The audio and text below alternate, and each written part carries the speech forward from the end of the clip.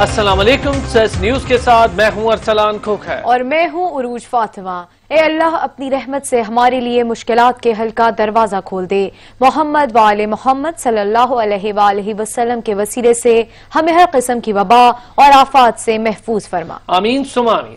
Pakistan corona से सबसे ज्यादा मुतासिर 10 ममालिक में शामिल हो गया। आलमी इदारा बराए सेहत ने खतरे की घंटी बजा दी। पाकिस्तान 2 हफ्ते लॉकडाउन, 2 हफ्ते नरमी की पॉलिसी इख्तियार करे।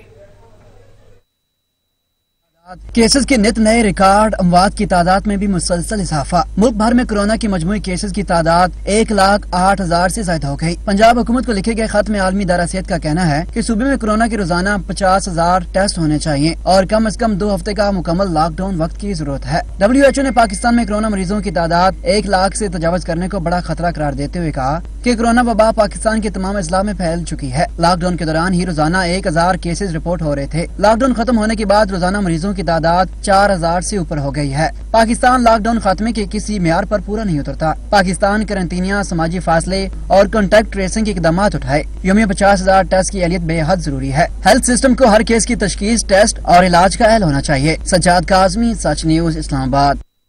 WHO ने भी पाकिस्तान के लिए खतरे की घंटी बजा दी है। 2 हफ्ते लॉकडाउन और 2 हफ्ते नरमी की पॉलिसी इख्तियार करने की हिदायत की गई है। केसेस के नए रिकॉर्ड, अमवात की तादाद में मुसलसल इजाफा। मुल्क भर में कोरोना के मजमूई केसेस की तादाद 1,08,000 से जायद हो चुकी।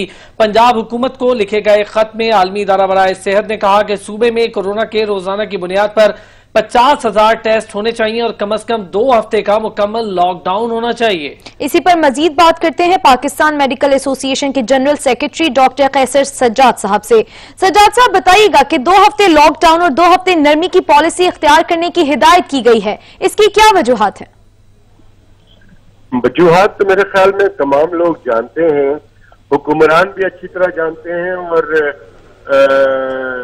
अवाम भी बहुत अच्छी तरह से जानते हैं कि ये बात हमने 3 महीने पहले कही थी कि इस तरह से प्रॉपर तरीके से किया जाए, लेकिन वही सारा काम हो रहा है जिसका हमें डर था, जिसका हमने कहा था, शक जाहिर किया था कि अगर प्रॉपर इसको प्रोटेक्शन नहीं मिला, हमने इसको फैलाव को रोकने की को सही स्ट्रेटजी नहीं बनाई तो ये दिन देखने पड़ेंगे। और अब आप देखिए कि WHO जो है आपको पाकिस्तान को 10वें नंबर पे खैर, और अब सख्त लॉकडाउन की बात हो रही है कि आप 14 दिन लॉकडाउन करें और फिर 14 दिन नरमी करें। तो अब ये हुक्मरान की जिम्मेदारी है कि जो इस नहज पे हम पहुंच गए हैं, अगर पाकिस्तान में यूनिफॉर्म पॉलिसी होती और एक दिन एक ही पॉलिसी पे अमल होता तो मैं समझता हूँ कि ये दिन हमें नहीं देखना पड़ता। और इतनी सारी जानें और इतने सारे लोग जो परेशान हो रहे हैं, 5,000 से ज्यादा लोग, वो भी जो टेस्ट करने के बाद पता लग रहा है। वैसे तो बेतहाशा लोग इसमें इन्फेक्ट हो चुके हैं पूरे पाकिस्तान में। जैसा कि पंजाब के हेल्थ मिनिस्ट्री ने जो 15 मई को समरी भेजी, उसमें साफ लिखा हुआ है इन्होंने कि तकरीबन 7 लाख अफराद इन्फेक्टेड हो चुके हैं। और हुआ तो इससे ज्यादा है, लेकिन जो उनके सर्वे के मुताबिक, और यही हाल पूरे पाकिस्तान की है, तो यकीनन ये लोग जो 7 लाख लोग जो और लोगों को लगाएंगे उनका क्या होगा। लिहाजा ये बहुत जरूरी है कि स्टेप उठाया जाए। मुझे खुशी है कि हमारे प्राइम मिनिस्टर साहब ने कल वही बात की है जो हम 2 महीने से कह रहे थे कि लोग मास्क लगाएं और ये सारी बातें। और प्राइम मिनिस्टर साहब लोगों को कहते थे कि नहीं ये नज़ला जुकाम है और आप लोग अपने कारोबार हम लोगों को घर पे नहीं बंद कर सकते हैं। लेकिन अब चूंकि जान की बात हम पहले कह रहे थे कि जान है तो जहान है। जान आप जिंदा रहेंगे तो आप सब कुछ कर सकते हैं, लेकिन अगर आप जिंदा ही नहीं रहेंगे तो आगे क्या होगा। यही बात WHO जो है अब वो कह रही है और हमें अभी भी डर है कि आगे मजीद बात खराब हो रही है, सिचुएशन मजीद खराब होने जा रही है। लिहाजा हम समझते हैं कि एक यूनिफॉर्म पॉलिसी तमाम हुक्मरान अपोजिशन के लोग जो है वो तमाम मिल के एक स्ट्रेटजी बनाए, सारी चीजों को छोड़ दें, सिर्फ कोरोना को फोकस करें और अपने लोगों की जानें बचाएं, तो ही मैं समझता हूं कि इस बीमारी से हम छुटकारा हासिल कर सकेंगे। सारी चीजें छोड़ दें, सिर्फ कोरोना पर फोकस करें तो तभी हम लोगों की जानें बचा सकते हैं। पाकिस्तान मेडिकल एसोसिएशन के जनरल सेक्रेटरी डॉक्टर कैसर सज्जाद हमारे साथ मौजूद थे। आपका बहुत शुक्रिया।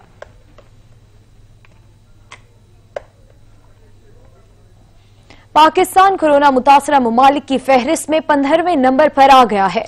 मुल्क में तस्दीकशुदा केसेस की तादाद 1,08,317 तक जा पहुंची, जबकि एक ही दिन में रिकॉर्ड 105 अफराद जाँ बहक हुए। पाकिस्तान कोरोना मुतासरा ममालिक की फहरिस्त में 15वें नंबर पर आ गया है। National command and operation centre के ताज़ा तरीन आदादोशुमार के मुताबिक गुज़िश्ता 24 घंटों के दौरान 4,646 नए केसेस रिपोर्ट हुए। पंजाब में 40,819, सिंध में 39,555, खैबर पख्तूनख्वा में 14,006, बलोचिस्तान में 6,788, गिलगित बल्तिस्तान में 952, इस्लामाबाद में 5,785, जबकि आजाद कश्मीर में 412 केसेस रिपोर्ट हुए। मुल्क भर में अब तक 7,30,453 अफराद के टेस्ट किए गए। गुज़िश्ता 24 घंटों के दौरान 24,620 नए टेस्ट किए गए। अब तक 35,018 मरीज सेहतियाब हो चुके हैं, जबकि कई मरीजों की हालत तशवीशनाक भी है। पाकिस्तान में कोरोना से एक दिन में 105 अफराद जाँ बहक हो गए, जिसके बाद वायरस से मरने वालों की तादाद 2,172 हो गई। सिंध में कोरोना से मरने वालों की तादाद 679 तक जा पहुंची। पंजाब में 773, खैबर पख्तूनख्वा में 587, जबकि इस्लामाबाद में हलाक अफराद की तादाद 52 हो चुकी। गिलगित बल्तिस्तान में 14, बलोचिस्तान में 58 और आजाद कश्मीर में 9 मरीज जान से हाथ धो बैठे। लाहौर के Jinnah hospital, services hospital, general hospital और म्यूआ हॉस्पिटल में कोरोना वायरस के लिए किए जाने वाले टेस्ट की किट्स ही खत्म हो गई। सरकारी हॉस्पिटल्स में सुबह से मरीजों के कोरोना के नमूने नहीं लिए गए। दूसरी जानिब महकमा सेहत ने अस्पतालों को बराह रास्त एक्टिमरा इंजेक्शन खरीदने पर पाबंदी आयद कर दी है। इस पर रिपोर्ट कर रहे हैं इजलाल हैदर। लाहौर के जिना अस्पताल, सर्विसेज अस्पताल, जनरल अस्पताल और म्यू अस्पताल में कोरोना वायरस किए जाने वाले टेस्ट की किट्स खत्म हो गईं। लाहौर के अस्पतालों को इब्तदाई तौर पर 100 किट्स दी गई थी, जो 1 घंटे में ही खत्म हो गईं। किट्स खत्म होने के बाद ताहाल नई किट्स नहीं मिली। अस्पताल जराए का कहना है कि सरकारी अस्पतालों में कोरोना टेस्ट के लिए आने वाले मरीजों को वापस भेजा जा रहा है। पंजाब में कोरोना वायरस के मरीजों की तादाद में खतरनाक हद तक इजाफा हो चुका है। गुज़श्ता 24 घंटों के दौरान सूबे में कोरोना वायरस से 32 अफराद जाँ बहक हो चुके हैं। दूसरी जानिब महकमा प्राइमरी एंड सेकेंडरी हेल्थ ने सरकारी अस्पतालों में टोसिलोजिमाब इंजेक्शन बराह रास्त खरीदने पर पाबंदी आयद कर दी है। इस हवाले से महकमा प्राइमरी एंड सेकेंडरी हेल्थ ने मुरासला भी जारी कर दिया है। इजलाल हैदर, सच न्यूज, लाहौर। मेट्रोपॉलिटन कॉर्पोरेशन और NIH के इश्तराक से इस्लामाबाद की यूनियन काउंसिल्स में कोरोना के फ्री टेस्ट का सिलसिला जारी है। इस वक्त हमारे नुमाइंदे अलमदार बलोच जी9 मरकज में मौजूद हैं। मजीद उनसे जानते हैं। जी अलमदार। जी बिल्कुल, NIH और MCI के इश्तराक से जो कोरोना के मुफ्त टेस्ट किए जा रहे हैं वो सिलसिला जारी है। इस्लामाबाद की मुख्तलिफ यूनियन काउंसिल में ये सिलसिला जो है वो जारी किया गया है। आज जो है इस वक्त हम मौजूद हैं G8 और G9 जो मरकज़ है, G8 सेक्टर है, उसमें यूनियन काउंसिल 34 और 35 में जो है इस वक्त NIH की टीम, MCI के लोग जो है वो मौजूद हैं और टेस्ट जो है वो किए जा रहे हैं लोगों के, ताकि इस कोरोना वबा से जो है वो लोगों को महफूज बनाया जा सके। इस वक्त हमारे साथ यहाँ पर मौजूद है यूनियन काउंसिल नंबर 34 के जो चेयरमैन है मलिक सज्जाद साहब। क्या कहेंगे, MCI और NIH ने बड़ा अच्छा इकदाम उठाया कि वो निकले और लोगों के मुफ्त एक सहूलत फराहम कर रहे हैं कि उनके कोरोना के टेस्ट मुफ्त किए जा रहे हैं, क्या कहेंगे? बिस्मिल्लाहिर्रहमानिर्रहीम। मैं सबसे पहले मेयर इस्लामाबाद का शुक्रिया अदा करता हूँ और साथ डिप्टी मेयर शानी शाह साहब का और ये NIH के टीम का कि जिन्होंने ये फ्री टेस्ट जो है ना इस्लामाबाद में करवाए। और इसके लिए हमने पहले लोगों को अवेयर किया इसमें, क्योंकि लोग जहाँ से टेस्ट नहीं करवाते थे, तो अगर हम टेस्ट करवा, लोग ये कहते थे कि अगर हम टेस्ट करवाएंगे तो हमें क्वारंटाइन कर लेंगे, तो उस वजह से लोग टेस्ट नहीं करवा रहे थे। फिर लोगों को हमने गाइड किया कि अब इससे ऐसा बिल्कुल नहीं है, तो फिर काफ़ी लोग मतलब टेस्ट करवा रहे हैं। इस टाइम में मुख्तलिफ टीमें जो है ना सेक्टर में, हमारे जो सब सेक्टर हैं, जिन 4 है, 1 है, 3 है, वो मरकज़ में टीमें गई हुई हैं और यहाँ पे भी टेस्ट हो रहे हैं, तो काफ़ी लोग अब माशाल्लाह से टेस्ट करवा रहे हैं। जैसा कि यहाँ पर चेयरमैन साहब का यही कहना है कि ये एक काविश थी मेयर इस्लामाबाद और डिप्टी मेयर सैयद नकवी और NIH की टीम के साथ इश्तराक से जो किया जा रहा है, ये बहुत अच्छा इकदाम है। और उन्होंने साथ साथ जो है वो यहाँ की यूनियन काउंसिल्स की जो इस्लामाबाद के शहरी हैं उनको भी ये पैगाम दिया है कि वो आकर जो मुफ्त टेस्ट की एक सहूलत फराम की गई है, अब वो कैंपों में आएँ, अपने टेस्ट कराएँ, ताकि इस कोरोना वबा से जो है वो बचा जा सके। और उनका ये भी कहना है कि हम सब ने मिलकर इसका मुकाबला करना है और जो हिफाजती इक़दाम बताए गए हैं कोरोना की वबा से, वो भी जो है शहरियों को चाहिए कि वो अपनाएं और अगर वो घरों से बाहर निकलें तो मास्क जरूर पहने। जी शुक्रिया अलमदार बलोच। वजीर आजम की जेर सदारत वफाकी काबीना का इजलास हुआ है, जिसमें पेट्रोल बहरान का मामला वजीर आजम के सामने पेश किया गया है। इसी हवाले से मजीद जान लेते हैं नुमाइंदे ऑन शराजी से। जी ऑन। जी देखिए, बिल्कुल वफाकी काबीना का ये इजलास हुआ है और इसमें जो सबसे अहम इशू रहा वो पेट्रोल की किल्लत के हवाले से था। वजीर आजम इमरान खान ने नोटिस लिया है और उन्होंने कहा है कि बिला ताखीर जो जिम्मेदार है उनका तयन किया जाए। उसके साथ साथ वजीर आजम इमरान खान का ये भी कहना था कि जो भी जिम्मेदार होगा उसके खिलाफ सख्त एक्शन लेंगे।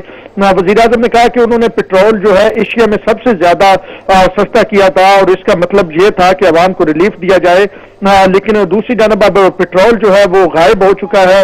इस मौके पे जो वफाकी वजीर है मुराद सईद, उनकी जानब से और गुलाम सरवर खान की जानब से जो है वो सख्त सवालात पूछे गए उमर अयूब खान से, जिस पर उमर अयूब खान जराए बता रहे हैं कि जज्बाती हो गए और उन्होंने कहा कि कल मैंने पार्लियामेंट में भी इस तमाम मामले का, इस तमाम मुद्दे का जवाब दिया था। वजीर आजम ने ओगरा के चेयरमैन को तलब किया और उनका कहना था कि अगर ओगरा चेयरमैन इस मामले में मुलव्वस हुए या उनकी नौली या नलायकी की वजह से ये मामला हुआ तो उनके खिलाफ भी एक्शन लिया जाएगा। शुगर बहरान के जिम्मेदारों के केसेस नैब और FIA को भिजवाने के हवाले से एतमाद में वफाकी काबीना को लिया गया है और इस मौका पे वजीर आजम इमरान खान का ये कहना था कि एहतसाब के नारे पे हम जो है हुकूमत में आए और किसी तौर पे भी एहतसाब से पीछे नहीं हटेंगे, किसी तौर पर भी एहतसाब से पीछे नहीं हटेंगे। और शराजी, आप हमें अपडेट कर रहे थे, आपका शुक्रिया। अक्टूबर 2020 तक बिजली और गैस महंगी नहीं होगी। पाकिस्तान और IMF के दरमियान बजट मुज़ाकरात का तीसरा दौर कामयाब हो गया। आइंदा बजट में तनख्वाहें और पेंशन बढ़ाने पर भी जुज़वी इत्तफाक हुआ है। कामरान चौधरी रिपोर्ट करेंगे। पाकिस्तान और IMF के दरमियान बजट मुज़ाकरात का तीसरा दौर कामयाब। आइंदा बजट में तनख्वाहें और पेंशन बढ़ाने पर जुज़वी इत्तफाक कर लिया गया। अक्टूबर 2020 तक बिजली और गैस महंगी नहीं होगी, IMF राजी हो गया। मुज़ाकरात के दौरान IMF की जानब से आइंदा माली साल की पहली सहमाई के लिए रिलीफ पर आमादगी का इजहार भी कर दिया गया। मुज़ाकरात के दौरान बजट खसारा काबू करने के लिए IMF के साथ मुतबादल आमदन पर भी इत्तफाक कर लिया गया। ज़राए के मुताबिक वजारत खजाना हुकाम ने IMF को यकीन दहानी करवाई कि पाकिस्तान नॉन टैक्स आमदन बढ़ाएगा, जबकि ज़राए का दावा है कि IMF आइंदा माली साल की पहली सहमाई तक शराइत नरम रखेगा। ज़राए के मुताबिक IMF को यकीन दहानी करवाई गई है कि वफाकी हुकूमत स्टेट बैंक से कर्ज न लेने की शर्त बरकरार रखेगी, जबकि पाकिस्तान मौजूदा कर्ज प्रोग्राम पर कारबंद रहेगा। IMF को यकीन दहानी करवाई गई है कि मौजूदा कर्ज प्रोग्राम की बेशतर शराइत अक्टूबर के बाद पूरी की जाएंगी। आइंदा माली साल की दूसरी सहमाही में IMF के साथ तयशुदा अहदाफ पर अमल दरामद शुरू हो जाएगा। ज़राए के मुताबिक IMF तकनीकी जायजा आइंदा माली साल की दूसरी सहमाही में लेगा। आइंदा माली साल की दूसरी सहमाही में तकनीकी जायजा कामयाब होने पर कर्ज प्रोग्राम की अगली किस्त भी पाकिस्तान को मिलेगी। कामरान चौधरी, सच न्यूज, इस्लामाबाद। वजीर इत्तलात सिंध नासिर हुसैन शाह कहते हैं कि वफाकी हुकूमत की नाअहली की वजह से पेट्रोल का बहरान शदीद हो रहा है। पीपल्स पार्टी दौर में K4 मंसूबे का कभी रूट तब्दील नहीं किया गया। पानी का मसला जल्द हल करने की कोशिश कर रहे हैं। कहा जा रहा है कि इसका रूट जो है वो पीपल्स पार्टी की गवर्नमेंट में कई दफा किसी को फायदा देने के लिए चेंज किया गया, तो रिकॉर्ड मौजूद है। ये जितनी दफा भी रूट K4 का चेंज हुआ था वो 2008 से पहले की बात है। असल इशू ये है कि इस वक्त ऑयल जो है तेल दस्तयाब ही नहीं है और उसकी बड़ी वजह अगर उसको चेक किया जाए, देखा जाए तो फेडरल गवर्नमेंट की एक बहुत बड़ी नाअहली है कि जब इंटरनेशनल मार्केट में ऑयल प्राइसेस बहुत कम थी, अब भी कम है लेकिन एक वक्त ऐसा आया था कि बहुत ज्यादा कम थी, उस वक्त इन्होंने खुद तो थोड़ा बहुत जरूर कोई ऑर्डर किया, लेकिन जो बड़ी कंपनीज हैं, ऑयल कंपनीज हैं जो यहाँ पे काम करती हैं, शेल, PSO, इसी तरह की दीगर जो कंपनीज हैं, उन सब ने कहा कि हमारे पास स्टोरेज कैपेसिटी भी है और हमें इजाजत दी जाए कि हम लोग खुद इंपोर्ट करें, तो हमारी फेडरल गवर्नमेंट ने उनको इजाजत नहीं दी। तर्जुमान सिंध हुकूमत मुर्तजा वहाब ने कहा, सिंध हुकूमत 20 साल का डेटा विफाक से मांग रही है। विफाक से पूछें कि सिंध के PRC पर कितनी नौकरियां दी गईं। शुगर कमीशन रिपोर्ट मंजर आम पर आई, हमने कुछ सवालात विफाक से पूछे हैं। जो नौकरियां हैं या जो एडमिशंस हैं वो डोमिसाइल के बेसिस पर नहीं, PRC के बेसिस पर मिल रहा है। और सूबाई असेंबली जो है ना, वो डोमिसाइल का जो इशू है या सिटीजनशिप एक्ट जो है, हम उसको तब्दील नहीं कर सकते बिकॉज वो पार्लियामान का काम है। हमारा काम जो 1971 के सिंध के पीआरसी रूल्स हैं उसको हम बेहतर बना सकते हैं, उसको इन्फोर्स कराने के लिए जो जो उसके अंदर इबाहम है उसको दूर कर सकते हैं, और इसीलिए नासिर शाह साहब की सरबराही में वो कमेटी तश्कील दी गई है। मैं आपको इस बात की यकीनदानी कराता हूं कि इंशाल्लाह अगले 30 रोज के अंदर ये कमेटी अपना प्रपोजल दे देगी और इस प्रपोजल के तहत इंशाल्लाह मौसर कानून साजी की जाएगी ताकि इन तमाम इशूज को एड्रेस किया जा सके। चेयरमैन नैब ने साबिक वफाकी वजीर आमिर महमूद कियानी और मुशीर सेहत डॉक्टर जफर मिर्जा के खिलाफ इंक्वायरी की मंजूरी दे दी है। इस पर रिपोर्ट कर रहे हैं असलम खोकर। साबिक वफाकी वजीर आमिर महमूद कियानी और मुशीर सेहत डॉक्टर जफर मिर्जा नैब के रेडार पर आ गए। नैब ने दोनों के खिलाफ इंक्वायरी की मंजूरी दे दी। नैब ने साबिक वफाकी वजीर आमिर महमूद कियानी के खिलाफ अद्वियात की कीमतों में इजाफे और वजीर आजम के मुशीर सेहत डॉक्टर जफर मिर्जा के खिलाफ 5 करोड़ मास्क और भारत से महंगी दवाइयां मंगवाने की शिकायत पर इंक्वायरी का हुक्म दिया है। चेयरमैन नैब ने सिविल एविएशन और सीडीए के अफसरान और अहलकारों के खिलाफ भी इंक्वायरी की मंजूरी दी है, जबकि वजारत पेट्रोलियम के अफसरान के खिलाफ इंक्वायरी ऑडिट पैरास का जायजा लेने के बाद मजीद कानूनी कार्रवाई के लिए वजारत पेट्रोलियम भिजवाने की मंजूरी दी है। नैब अलामिया के मुताबिक गुज़श्ता 2 साल में 178 अरब रुपए कौमी खजाने में जमा कराए गए हैं, जबकि 9 अरब रुपए की मालियत के रेफरेंसेस अदालतों में जेर समाअत हैं। इजलास में डिप्टी चेयरमैन नैब, डीजी ऑपरेशन नैब, डीजी नैब रावलपिंडी और दीगर सीनियर अफसरान ने शिरकत की। मोहम्मद असलम खोकर, सच न्यूज, इस्लामाबाद। आमदन से जायद असासे बनाने का केस सदर नून लीग नैब लाहौर में पेश हो गए। शहबाज शरीफ को सख्त सवालात का सामना करना पड़ा। नैब के बाहर नून लीगी कारकुनों ने कोरोना एसओपीज की धज्जियां उड़ा दी। रिपोर्ट कर रहे हैं नबील नकवी। हम नहीं मानते। लाहौर हाई कोर्ट से गिरफ्तार न होने की यकीन दहानी के बाद बिल आखिर मुस्लिम लीग नून के रहनुमा शहबाज शरीफ नैब ऑफिस पेश हो ही गए। आमदन से जायद असासाजात और मुबैना तौर पर मनी लॉन्ड्रिंग केस में नैब के तलब करने पर शहबाज शरीफ नैब ऑफिस पहुंचे तो लीगी रहनुमा से वहां तकरीबन 1.25 घंटे तक ज्वाइंट इन्वेस्टिगेशन टीम ने अपोजिशन लीडर रहनुमा से तहकीकात की। शहबाज शरीफ नैब टीम के सामने पेश हुए तो कैमरा हटाने का मुतालबा किया। जराये के मुताबिक शहबाज शरीफ से मुतादिद सवालात किए गए मगर मियां साहब चंद एक का ही जवाब दे सके। नैब ने मियां साहब को बताया कि आपके खिलाफ 7 अरब रुपए का रेफरेंस तैयार है, इस बारे में क्या कहेंगे। शहबाज शरीफ ने जवाब दिया कि ना 1 रुपए की तनख्वाह ली और ना ही करप्शन की। नैब टीम ने शहबाज शरीफ के जवाबात का जायजा लेना शुरू कर दिया है। अगर नैब मुतमईन ना हुई तो फिर से तलब किया जा सकता है। नैब टीम ने दौरान तहकीकात शहबाज शरीफ के सामने उन्हीं के खिलाफ अहम सबूत भी पेश किए।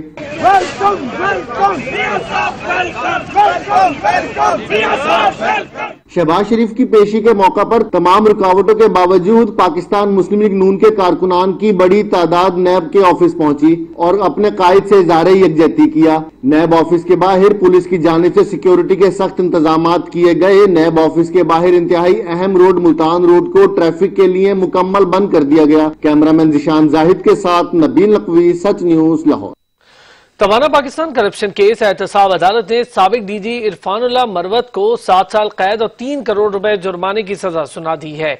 साबिक डीजी तवाना पाकिस्तान मंसूबा इरफानुल्लाह खान पर जुर्म साबित होने पर सजा सुनाई गई। एहतसाब अदालत के जज मोहम्मद बशीर ने इरफानुल्लाह खान को 7 साल कैद और 3 करोड़ जुर्माने की सजा सुनाई। मुल्जिमान ने पेपरा कवानीन की खिलाफ वर्जी करते हुए खुराक से मुतालिक ठेका मैसेज जोएटा पाकिस्तान लिमिटेड को दिया था। मुस्लिम लीग नून का चीनी स्कैंडल में मुलव्विस जहांगीर तरीन को पाकिस्तान वापस लाने का मुतालबा। रीगी रहनुमा कहते हैं कि चीनी सब्सिडी देने पर वजीर आला पंजाब और एक्सपोर्ट की इजाजत देने वाले वजीर आजम के खिलाफ कार्रवाई क्यों नहीं की जा रही। इस पर रिपोर्ट कर रहे हैं जैन नकवी। हमारा तो मुतालबा ये है कि इसमें सब्सिडी दी उस्मान खान बुज़दार ने, एक्सपोर्ट की इजाजत दी इमरान खान ने। हमारा तो मुतालबा ये है कि इनके खिलाफ कार्रवाई की जाए। लाहौर में मुस्लिम लीग नून के सेक्रेटेरिएट में प्रेस कॉन्फ्रेंस करते हुए लीगी रहनुमा अता तारर ने कहा कि चीनी कमीशन रिपोर्ट के मरकजी किरदार जहांगीर तरीन रात के अंधेरे में प्रोटोकॉल के साथ मुल्क से फरार हो गए। मुआवनत करने वाले मुतलका इदारों और खुफिया हाथों के खिलाफ कार्रवाई अमल में लाई जाए। मिनिस्ट्री ऑफ इंटीरियर के उन हुकाम और FIA के उन हुकाम जिन्होंने इसका नोटिस ना लिया, जिनके इल्म में था कि रात के अंधेरे में जहांगीर खान तरीन साहब मुल्क से रुखसत हो रहे हैं, उनके खिलाफ कार्रवाई अमल में लाई जाए। सेक्रेटरी इत्तलात पंजाब उज़मा बुखारी ने कहा कि चेयरमैन नैब के इंसाफ का जनाजा रोज निकलता है, वफाकी वुज़रा के खिलाफ कार्रवाई इसलिए नहीं की जाती कि हुकूमत गिर ना जाए। अगर आप इतने एहतसाब के और इंसाफ के दाई है ना, उनको गिरफ्तार करें, लेकिन आपके इंसाफ का जनाजा रोज धूम से निकलता है। ये कतई तौर पर ना खुसरू बख्तियार को हाथ डालेंगे, ना रज़ाक दाऊद को हाथ डालेंगे, ना असद उमर को हाथ डालेंगे, क्योंकि पंजाब की और फेडरल की हुकूमतें जो है वो फौरन से पहले गिर जाएंगी। लीगी रहनुमाओं का कहना था कि नैब पेशी पर शहबाज शरीफ से आमदन से ज़ायद टैक्स अदा करने का सवाल मुज़ाहिका खेज है। शहबाज शरीफ पर 1 रुपए की करप्शन या उनके नाम टीटी साबित नहीं हो सकी। कैमरामैन अब्दुल रहमान के साथ जैन नकवी, सच न्यूज, लाहौर। खबरों का सिलसिला जारी रहेगा एक ब्रेक के बाद, हमारे साथ रहिएगा। कराची के इलाके लियारी खड्डा मार्केट नया आबाद में गिरने वाली 5 मंजिला इमारत में इमदादी कार्रवाइयां जारी हैं। पाक फौज, रेंजर्स, पुलिस समेत दीगर रेस्क्यू इदारे ऑपरेशन में हिस्सा ले रहे हैं। इमारत के मुतासिरीन और इलाका मकीन कहते हैं कि इन हादसे में कीमती जानों का भी ज़िया हो गया और वो बेघर भी हो गए हैं।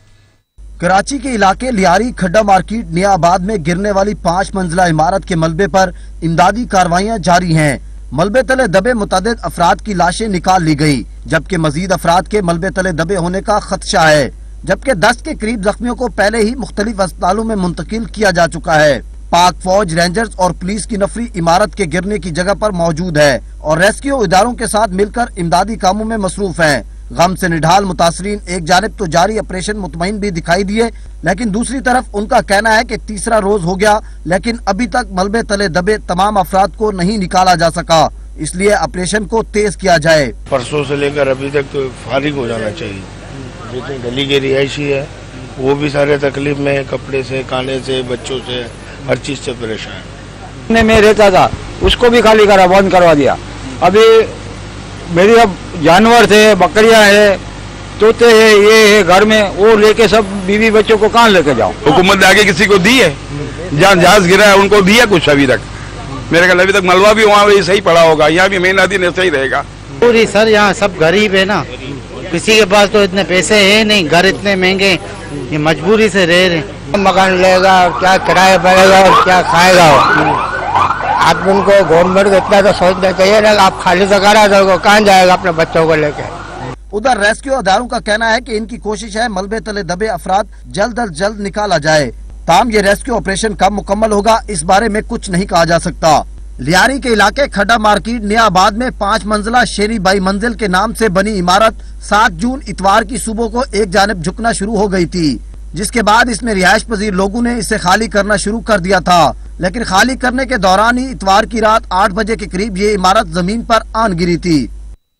कराची के इलाके लियारी में गिरने वाली इमारत के मलबे पर रेस्क्यू ऑपरेशन जारी है। मलबे तले दबे मुतादिद अफराद की लाशें निकाल ली गई हैं। अभी मजीद अफराद को दबे होने का खदशा है। मजीद जान लेते हैं अब्दुल कदीर राना से। जी अब्दुल कदीर राना।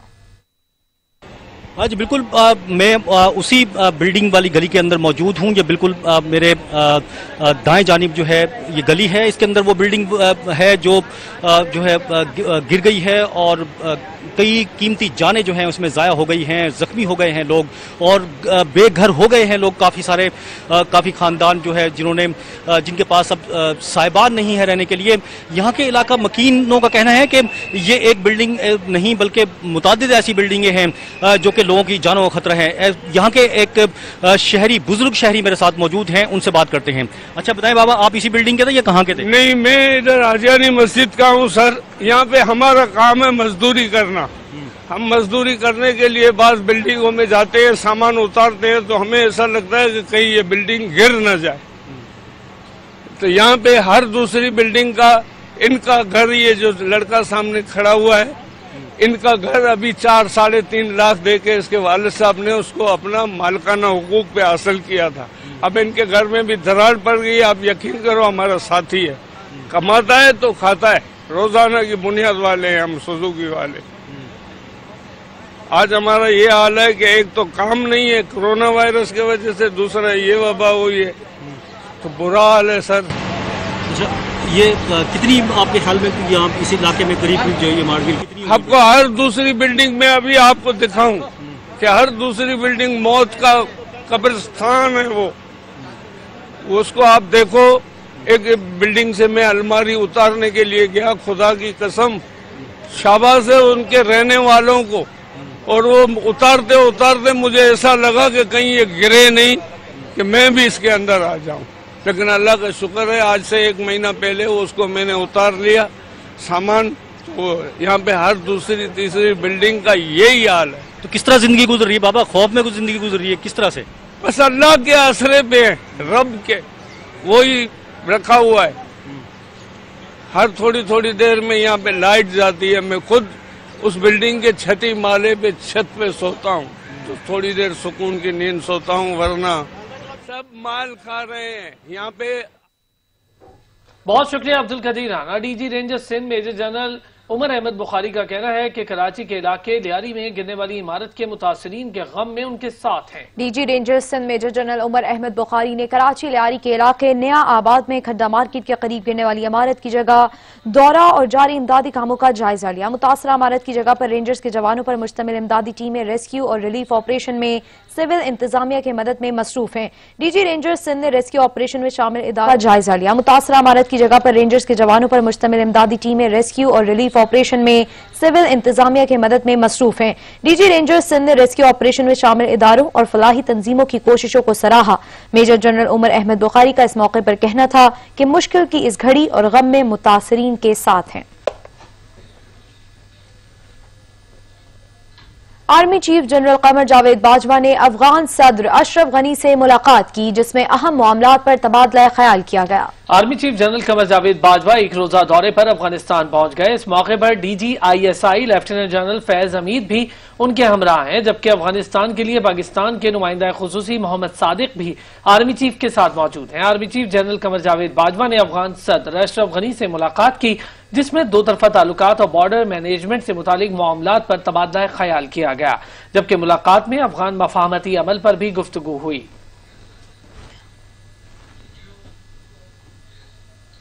और अब कुछ खबरें शामिल करेंगे खेल के मैदान से। तो वेस्ट इंडीज क्रिकेट टीम दौरा इंग्लैंड के लिए मैनचेस्टर पहुंच गए। मैनचेस्टर पोर्ट पर इंग्लैंड क्रिकेट बोर्ड के ऑफिशियल ने टीम का इस्तकबाल किया। खिलाड़ियों और टीम ऑफिशियल्स को करंतना मुंतकिल कर दिया गया, जहां वो 14 दिन गुजारेंगे। वेस्ट इंडीज टीम इंग्लैंड के खिलाफ 3 टेस्ट मैचेस की सीरीज खेलने के लिए मकामी वक्त के मुताबिक मंगल की सुबह इंग्लैंड पहुंच गई। टीम को जदीद सहूलियात से आरास्ता बस में होटल मुंतकिल कर दिया गया, जहां वो 2 हफ्ते का करंतना करेंगे। इस दौरान खिलाड़ी मुख्तसर ट्रेनिंग भी करेंगे। टीम 1 हफ्ता मुकम्मल ट्रेनिंग के बाद एजिसबोल रवाना हो जाएगी, जहां 8 जुलाई से पहले टेस्ट मैच खेला जाएगा। क्रेसबिन टीम को दुनिया का पहला स्पोर्ट्स स्क्वाड बनने का एजाज मिला है, जो कोविड-19 के लॉकडाउन के बाद इंग्लैंड पहुंचा।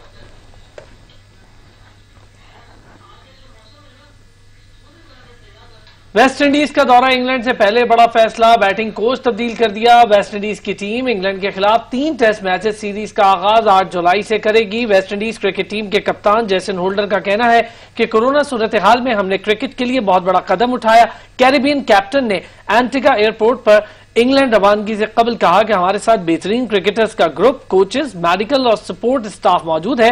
वेस्ट इंडीज का 25 रुकनी क्रिकेट स्क्वाड 3 टेस्ट मैचेस की सीरीज का आगाज 8 जुलाई से करेगा। दूसरी जानिब वेस्ट इंडीज ए टीम के बैटिंग कोच फिलविडा राइफर ने बतौर batting coach West Indies team को ज्वाइन करके इंग्लैंड के लिए उड़ान भर ली है। वो भारत से ताल्लुक रखने वाले मुस्तकिल बैटिंग कोच मोंटे देसाई की जगह लेंगे। पाकिस्तान क्रिकेट बोर्ड ने टीम पाकिस्तान के दौरा इंग्लैंड की तैयारियां तेज कर दी हैं। लेजेंडरी यूनुस खान बैटिंग, जबकि मुश्ताक अहमद को स्पिन बॉलिंग कोच मुकर्रर कर दिया गया है। टेस्ट क्रिकेट की तारीख में पाकिस्तान के सबसे कामयाब बैट्समैन और साबिक कप्तान यूनुस खान को दौरा इंग्लैंड के लिए कौमी क्रिकेट टीम का बैटिंग कोच तैनात कर दिया गया। यूनुस खान के अलावा PCB ने पाकिस्तान की जानिब से 52 टेस्ट मैचेस में शिरकत करने वाले साबिक लीग स्पिनर मुश्ताक अहमद को दौरा इंग्लैंड के लिए कौमी क्रिकेट टीम का स्पिन बॉलिंग कोच और मेंटोर मुकर्रर कर दिया है। 3 टेस्ट और 3 T20 इंटरनेशनल मैचेस पर मुश्तमिल सीरीज अगस्त से सितंबर में खेली जाएगी। यूनुस खान ने 2000 से 2017 तक मुहित अपने टेस्ट करियर में 118 मैचेस में 52 से जायद की औसत के साथ 10,099 रन बनाए। इंग्लैंड के खिलाफ यूनुस खान का रिकॉर्ड खासन मुतासिर कुन है। इंग्लैंड में खेले जाने वाले 9 टेस्ट मैचेस की 16 इनिंग्स में यूनुस खान ने 50 से ज्यादा की औसतन के साथ 810 रन बनाए। इस दौरान उन्होंने 2 सेंचुरियां और 3 निफ्ट सेंचुरियां बनाई। हरीफ टीम के खिलाफ पाकिस्तान में खेले गए 2 और मुत्तहिदा अरब अमारात में खेले गए 6 टेस्ट मैचेस में उन्होंने मुश्तरका तौर पर 616 रन बनाए। चैंपियन बैट्समैन ने यहाँ 2 सेंचुरियां और 1 निफ्ट सेंचुरी बनाई। अपने टेस्ट करियर में 139 कैचेस थामने वाले यूनुस खान पाकिस्तान की तारीख के बेहतरीन फील्डर हैं। दुनिया के दीगर फील्डर्स की फहरिस्त में उनका नंबर 13वां है। इसके अलावा यूनुस खान ने 2007 में इंग्लिश काउंटी चैंपियनशिप में यॉर्कशायर की नुमाइंदगी की, जहां उन्होंने 13 मैचेस में 48 से ज्यादा की औसत के साथ 824 रन बनाए। साबिक कप्तान यूनुस खान कहते हैं, मेरी बहुत ख्वाहिश थी कि अपने तजुर्बात से अपने मुल्क के लिए काम कर सकूं और मुझे बहुत अच्छा मौका मिला। कौमी टीम इंग्लैंड खेलने जा रही है। मेरे ख्याल से बड़ा इंपॉर्टेंट है पाकिस्तान क्रिकेट के लिए। मेरी बड़ा इंपॉर्टेंट है क्योंकि मेरी बड़ी ख्वाहिश थी कि मैं अपना एक्सपीरियंस अपने यंगस्टर में अपने मुल्क को पे बैक की शक्ल में कैसे मैं दूंगा, और ये मुझे बड़ा अच्छा मौका मिल रहा है कि बहुत बड़ी सीरीज पाकिस्तान खेलने जा रही है और बड़ी उम्मीदें हैं, बड़ी एक्सपेक्टेशन है। मुझे अपने आप से बड़ी एक्सपेक्टेशन है कि मैं इंशाल्लाह जो मेरी गोल्स हैं, जो मेरी पास की परफॉर्मेंसेज है, वो मैं यंगस्टर्स में कन्वर्ट कर सकूँ। मेरे ख्याल से हम अगर अपनी बैटिंग लाइन को देख लें तो ये अब बिल्कुल एक ठीक है, क्योंकि हमारे पास बड़े यंगस्टर बैट्समैन हैं, बड़े यंग प्लेयर हैं, लेकिन काफ़ी अर्से से ये खेल रहे हैं और इससे पहले एक इंग्लैंड की एक सीरीज भी खेल चुके हैं। तो आई होप कि हम लोग अच्छा परफॉर्म करें, एज ए टीम अच्छा परफॉर्म करेंगे, क्योंकि अगर एज ए ग्रुप में आप परफॉर्म करते हैं तो टीम के लिए अच्छा होता है और उम्मीद है कि इंशाल्लाह पाकिस्तान टीम अच्छा करेगी। और अब जानते हैं मौसम का हाल। Weather update is brought to you by लग सलूट करता है आज इन सुपरस्टार्स को जो अपना आज दे रहे हैं हमारे खूबसूरत कल के लिए। मौसम का हाल बताने वालों ने कल से मुल्क के मुख्तलिफ शहरों में बादल बरसने की खुशखबरी सुना दी है। महकमा मौसमियात का कहना है कि पंजाब और खैबर पख्तूनख्वा के मुख्तलिफ इलाकों में आंधी और गरज चमक के साथ बारिश का इम्कान है। मुल्क भर में तेज धूप और गर्मी के बायस शहरियों का जीना दोबारा है। ताहम मौसम का हाल बताने वालों ने बारिश की नवीद सुना थी। महकमा मौसमियात के मुताबिक मंगल के रोज मुल्क के बेशतर इलाकों में मौसम गर्म और खुश्क रहेगा। ताहम बालाई खैबर पख्तूनख्वा, गिलगित बल्तिस्तान, इस्लामाबाद, बालाई पंजाब और कश्मीर में आंधी और गरज चमक के साथ बारिश का इम्कान है। बुध के रोज मुल्क के बेशतर इलाकों में मौसम गर्म और खुश्क रहेगा। ताहम बालाई खैबर पख्तूनख्वा, गिलगित बल्तिस्तान, इस्लामाबाद, बालाई पंजाब और कश्मीर में आंधी और गरज चमक के साथ बारिश हो सकती है। बलूचिस्तान के वजीर तालीम सरदार यार मोहम्मद रिंद कहते हैं कि तालीम के शोबे को सूबे में हमेशा ही नजरअंदाज किया गया, इसलिए बलूचिस्तान तालीमी लिहाज से मुल्क में सबसे पीछे है। कारनामा भी नहीं है और हमारी पोजीशन भी नहीं है, उसकी वजह से कि हमने इल्म को छोड़ दिया। इल्म को हमने वो अहमियत, वो फोकियत नहीं दी जो हमें देनी चाहिए थी। मैं ये तस्लीम करता हूँ कि बलूचिस्तान इस वक्त तालीमी लिहाज से सबसे पीछे है। जिस वक्त सूबों का ये सूबे बने और तालीम का इख्तियार सूबों के पास गया, तो आप देखें कि रोज बरोज हमारे तालीम का म्यार पीछे जा रहा है, आगे नहीं जा रहा है। कोरोना से जान बहक होने वालों में 30% मरीज गुर्दों के मर्ज में मुब्तला थे। चेयरमैन रहमान फाउंडेशन डॉक्टर वकार अहमद न्याज कहते हैं कि उनकी तंजीम गुर्दों के मुफ्त डायलिसिस की सहूलत फराहम करेगी। का मसला पाकिस्तान का जो कि बड़ा मसला बनता जा रहा है वो है हमारे गुर्दों का। अभी सर्वे हुआ है पाकिस्तान के अंदर कि हर 8वां बंदा वो किसी ना किसी तरीके से गुर्दों के मर्ज में मुब्तला हो रहा है, कि 90% लोगों को पता नहीं चल रहा जब उनके गुर्दे खत्म हो रहे हैं। उसकी बड़ी वजह जो है वो एक टेस्ट होता है गुर्दों का, RFT टेस्ट।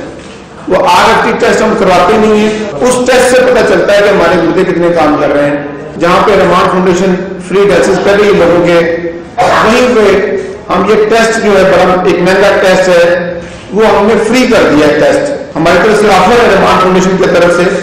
जैसे हम ये टेस्ट गुर्दों के डायलिसिस फ्री कर रहे हैं, एक बहुत बड़ा काम है डायलिसिस करना और फ्री में करना, बड़ा महंगा काम है जिसपे कोई 70 लाख रुपए का खर्चा आ रहा है एक माह का, और हर माह हम 2000 से ज्यादा लोगों के डायलिसिस करते हैं। कोरोना में जिन लोगों की अमवात हुई है उसमें बड़ी तादाद में ऐसे अहबाब है कि जो गुर्दों के पेशेंट थे।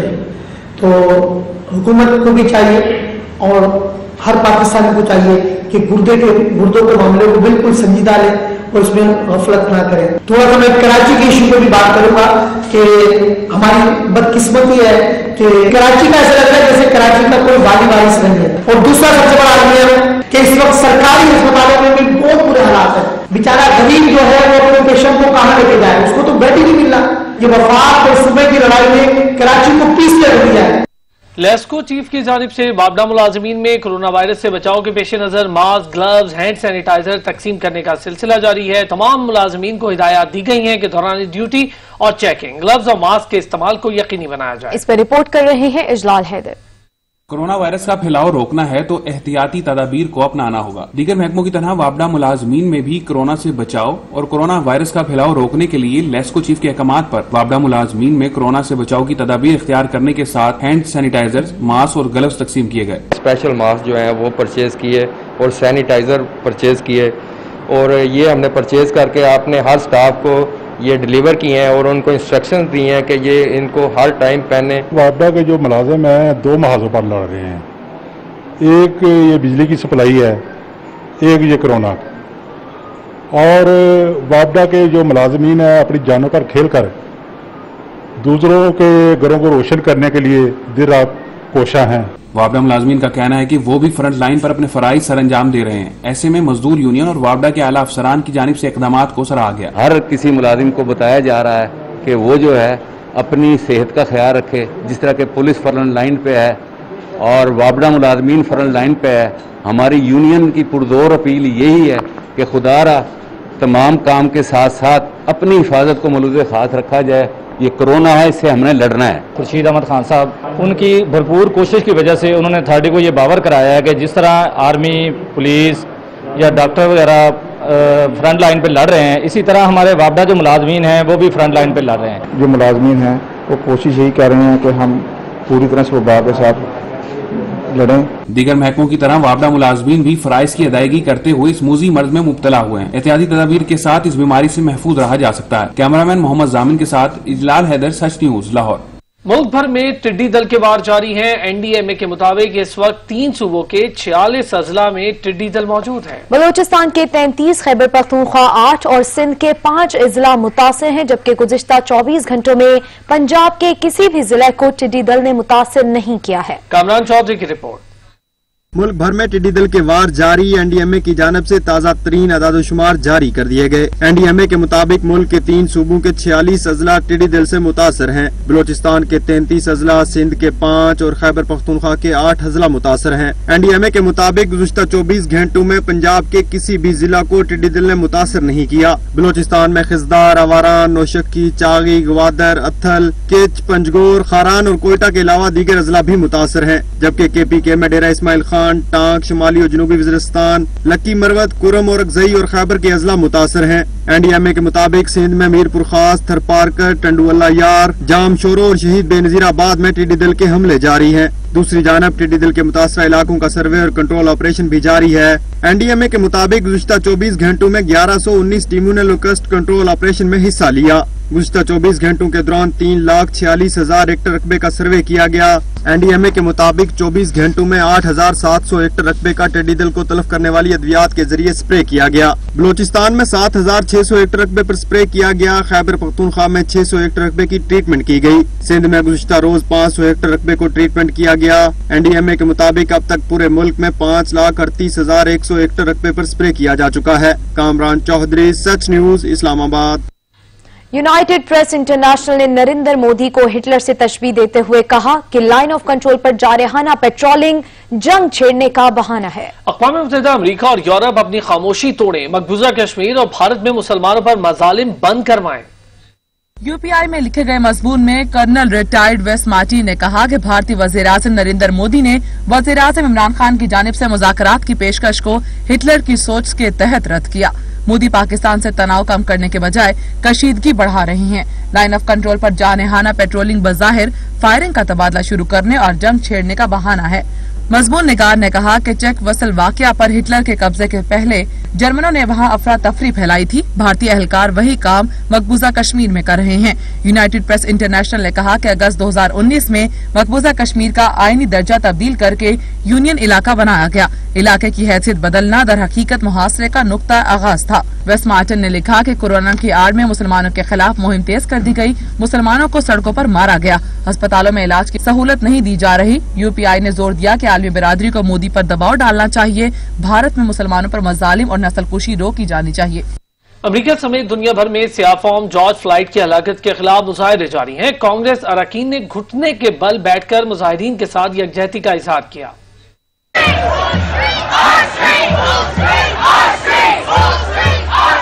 जैसा करोगे वैसा भरोगे। मुस्लिम ममालिक समेत दुनिया भर में नफरत की आग फैलाने वाला अमेरिका खुद उसी आग में जल रहा है। नस्ल परस्ती और अमेरिका में पुलिस के हाथों हलाकत पर एहतजाज थम न सका।